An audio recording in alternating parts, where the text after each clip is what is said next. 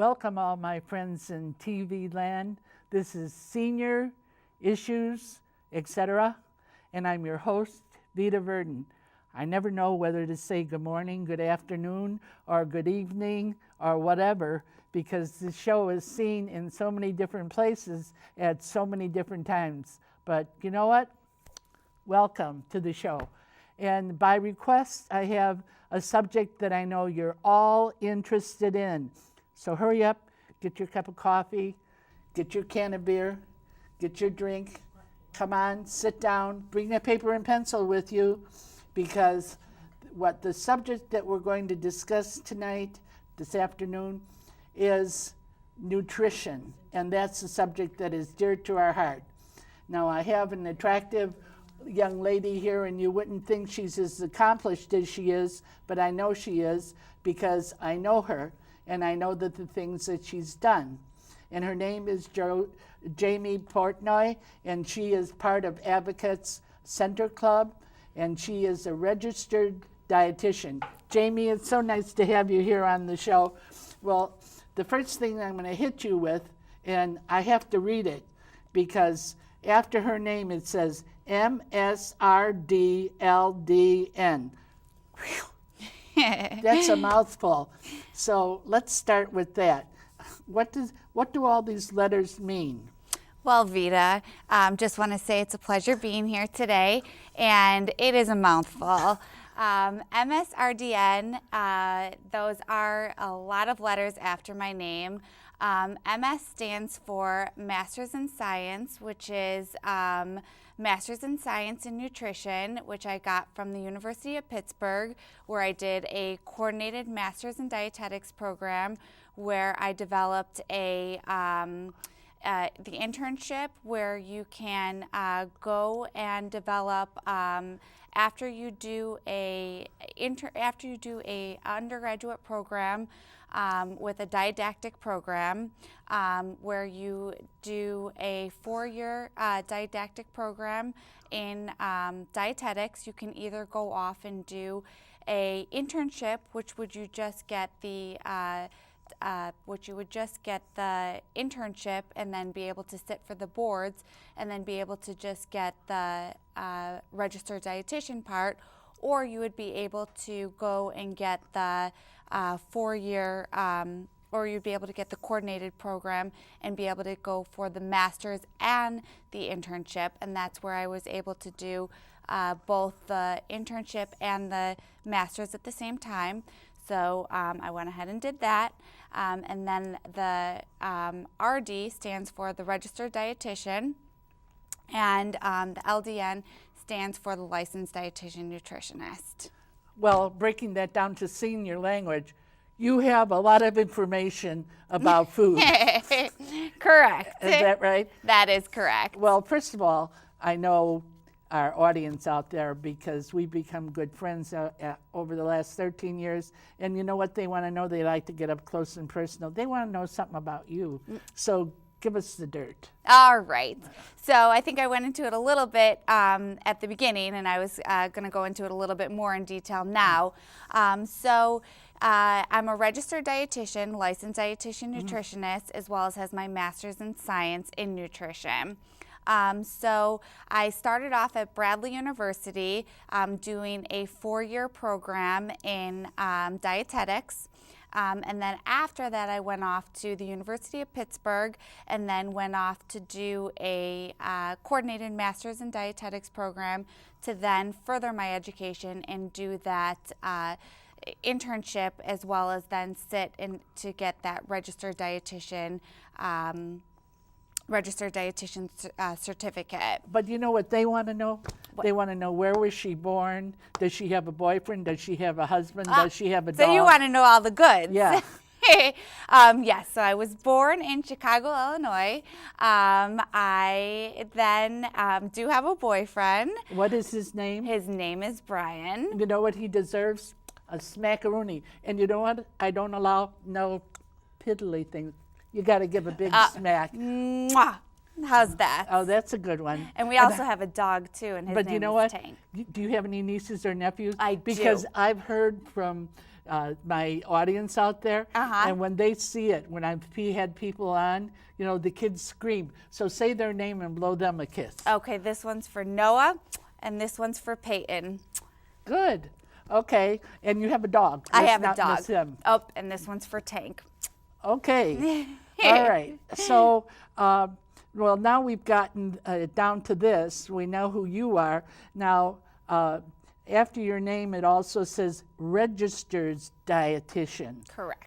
Okay, as opposed to unregistered dietitians. Yes. So, so a registered dietitian means that you have to actually sit for an exam.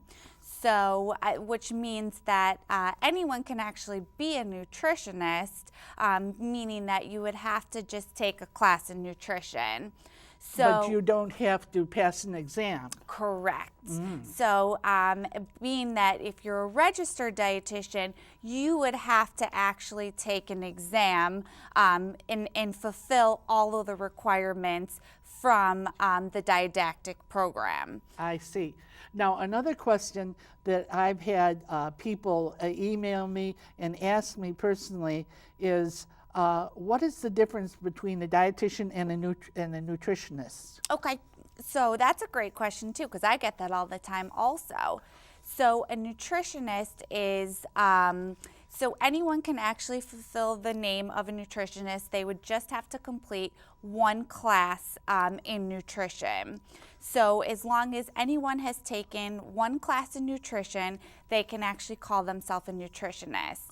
But to actually call yourself a registered dietitian, you have to go through the didactic program for the 4 years and then go through the internship. You don't have to go through the master's program, but you have to go through the internship, sit through the exam, and then become registered. And then once you're registered, you can call yourself the registered dietitian, but even a registered dietitian can still call themselves a nutritionist, but a nutritionist cannot call themselves a registered dietitian. So if I'm hearing you correctly, it's more than just the book learning. You have to have the practical experience Absolutely. of working with all the material that you've learned. Correct, but you, yep. Now, I know this show emanates from Lake County, and you are working out of Advocate Condell at the Center Club. And maybe you'd like to give that telephone number. Now, I know the procedure is that somebody can't just walk in. They would have to make an appointment with you. Absolutely. So why don't you give, and this is located in the center part of Libertyville, Illinois, which is about 30 miles northwest of Chicago downtown. Correct. Okay, so why don't you give the telephone number of your location? So it's 847-990-5770. All right, now in this segment, let's go over some of the components of what is good nutrition. Sure. We won't go into the foods, we'll do that the next segment, okay? Sure. So good nutrition, there's a lot that go into good nutrition. The basics of good nutrition fall into diet and exercise. So if you have the basic of diet and exercise, meaning that you're following generally, we generally recommend at least 10 minutes of exercise, starting off slow and working our way up on a day-to-day basis.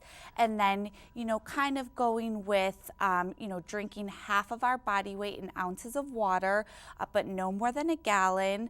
And then watching our portions. You're saying no more than a gallon a day? No more than a gallon a day. Okay. Which sounds like a lot of water. Right. But if we break that water down and we're doing, at least 64 ounces of pure water, water.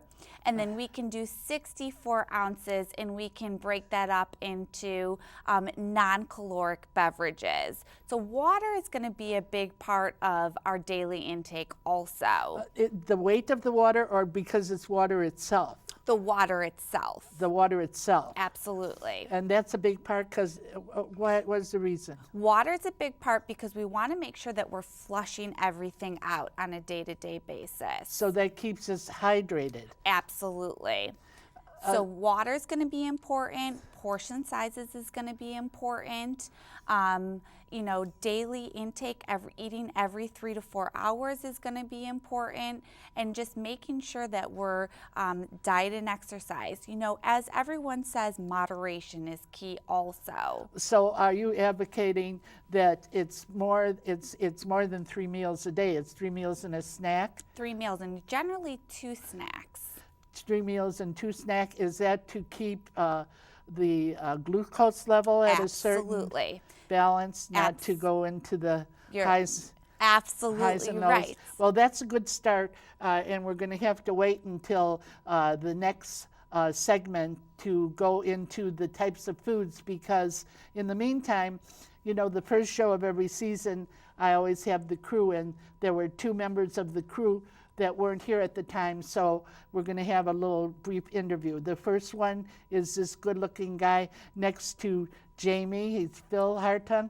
And how I met Phil is when our website crashed down, and the producer, Gloria, and myself were so frustrated, we ended up, Phil happens to be an advocate of SCORE, and he volunteers for SCORE.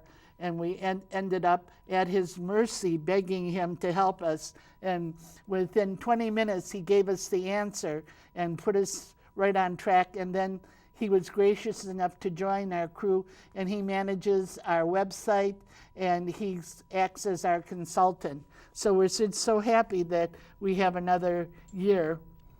Phil? Well, there's a lot of hyperbole in what you've just said. I'm not that good, David. I've done a lot of learning with the website. It's been good for me because I've had to learn quite a deal in order to take on what you've asked me to do, but it's been a lot of fun. Yeah, we're so happy that you could be a part of it, and I know that you have a lovely wife. We had lunch with her, and I want you to blow her a kiss. Say her name. Carolyn. Okay, that's for Carolyn. And now Phil is involved in a lot of other things too, aren't you? Well, I do a lot with SCORE. If you go to our website and click on past shows, you can find a little bit about SCORE, but it's a volunteer organization that works with primarily small business, but also not-for-profits like senior issues, et cetera. And that does take a good deal of my time. Yeah. Now the guy next to him, that good-looking guy with the little white beard, is Art Kick. And he's like the master of all trades with us. He does a multitude of things. He started on camera. He went to graphics. He does our duplications of our DVDs. He writes our bulletins. He does work on the computer. And he does a few more things too.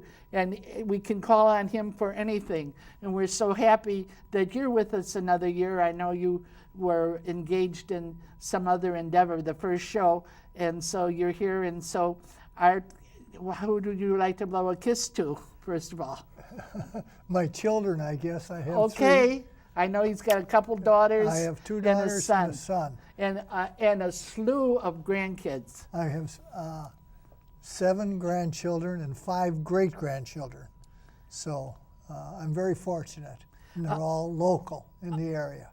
One thing, I know that he's a modest man, and he wouldn't brag about it, but he has a gift on his hands. He can build and fix anything. He's always in demand. He's always getting calls from all over the country, and the calls that he's getting, you know, that he can hardly keep up with, you know, like everything that's going on. Now I know you got a call from North Carolina or South Carolina. That I'm going to North Carolina to help my cousin out with some stair project. That's not going to be too difficult, but mainly. Now, have you done that all your life, that building? Yeah, I've kind of fooled around. That's not been my real trade. I mean, I graduated from Lake Forest College with a degree in business administration. So, and basically worked as an accountant a good deal of my life. But fiddled around, I think I built 4 different houses, generaled 4 houses, and I remodeled probably 4 houses at least. Just. And I know that you're also on the board of the senior council in Libertyville. Correct. You're a board member there, and you also keep books for, who was that? That other group? Oh, on the Knights of Columbus. The Knights of Columbus, I do right? I'm a recorder on Knights of Columbus, yeah. And I ended up being a recorder for the senior council also. He takes on a lot, and he was voted to the Hall of Fame in Libertyville, and he also got recognition from Recognition Day from Lake County this last year. He had these 2 awards, and they have great big luncheons, so it was quite an honor for him. I want to go back to Phil. Phil, now what was your background before you retired and took on all these other jobs? Well, I worked for a number of companies. Most of my career was with Montgomery Ward, and I've worked in a number of positions with them, and ended up in Minneapolis with them before I retired. Yeah, and so like in your retirement, did you find that this is a way that you could have a creative outlet? I'm like most of us. I enjoy retirement, and yes, working with you, Vita, working with SCORE, certainly keeps the creative juices going and makes for a very productive and interesting time. You know, he's another one. You know, these men I have with me, they're on the modest side. I'm not. And I have to pull this out of them, you know. They're so modest about things. He says, oh, I'm not that good. He is 1,000% better than Gloria and me. We're so thankful that we have him. So I'm happy for my whole crew. I'm happy that we're all alive and well and that we're able to continue on with this show. So now we're going to get back to the food. So Jamie, we're back with you. Well, it's a pleasure to be back. Okay, now let's we've like scratched the surface of the basics. It's exercise, and you have to keep hydrated. That water, you know, I'm glad you stressed that water is real important, and then the nutrition. Yes. Okay, let's go into the food intake now. Okay. Now I know that you deal with people. What is the most asked question that you get?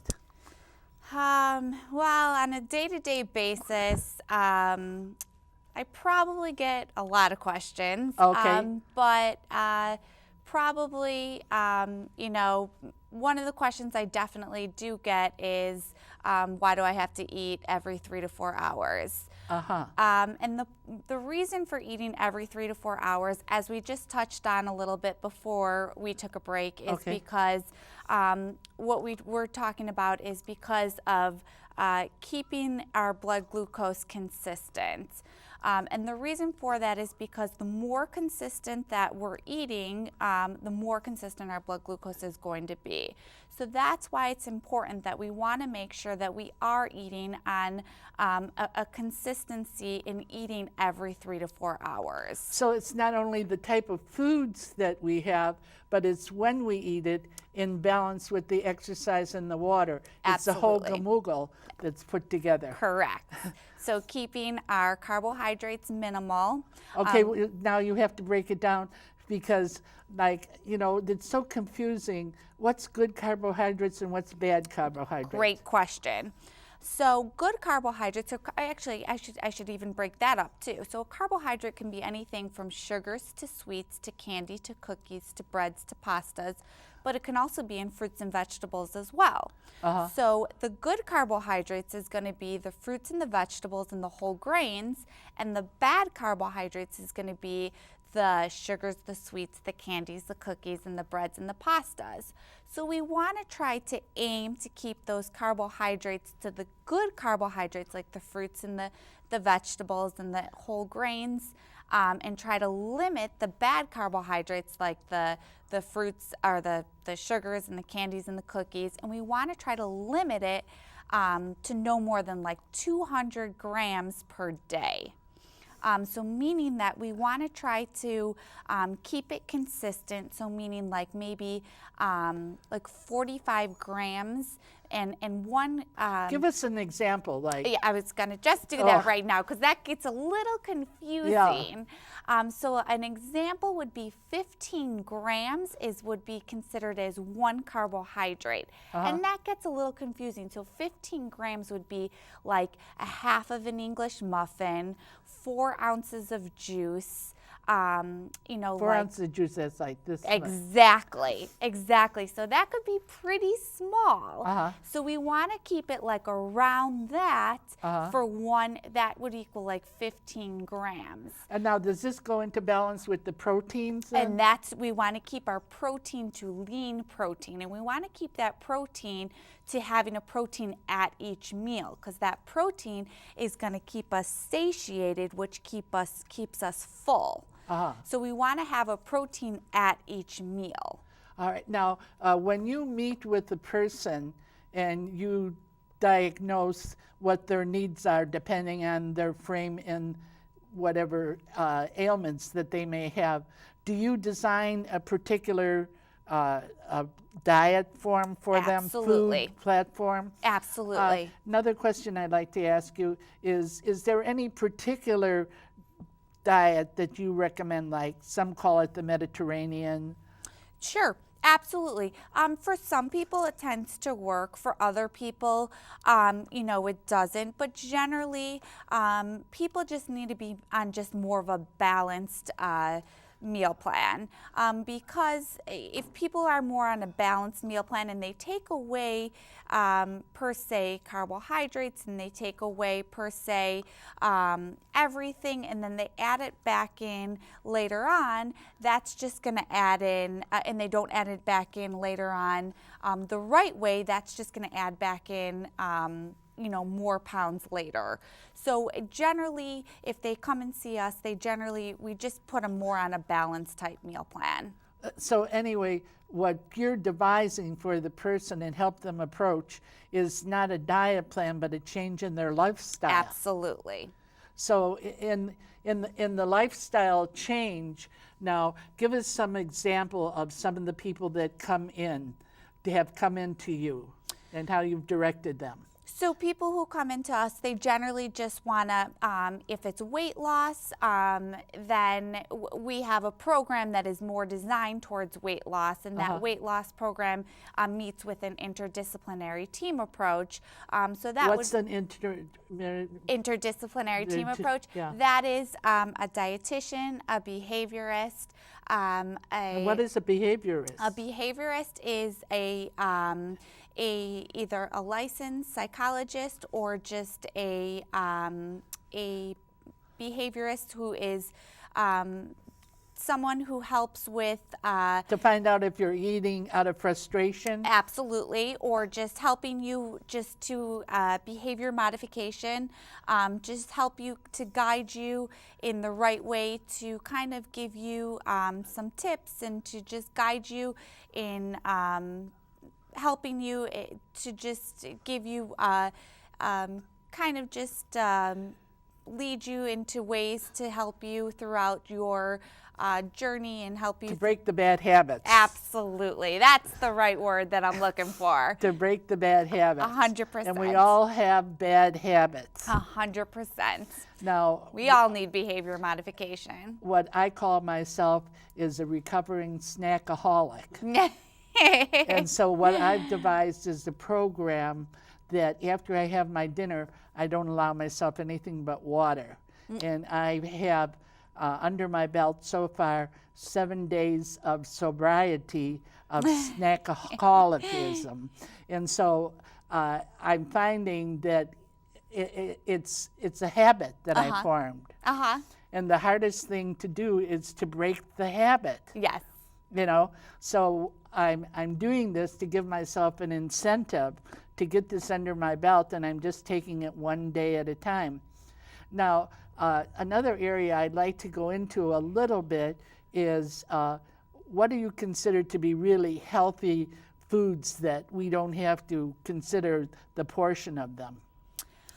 Well, that's a hard question because actually anything you have to watch the portion because, you know. Even broccoli? Even broccoli.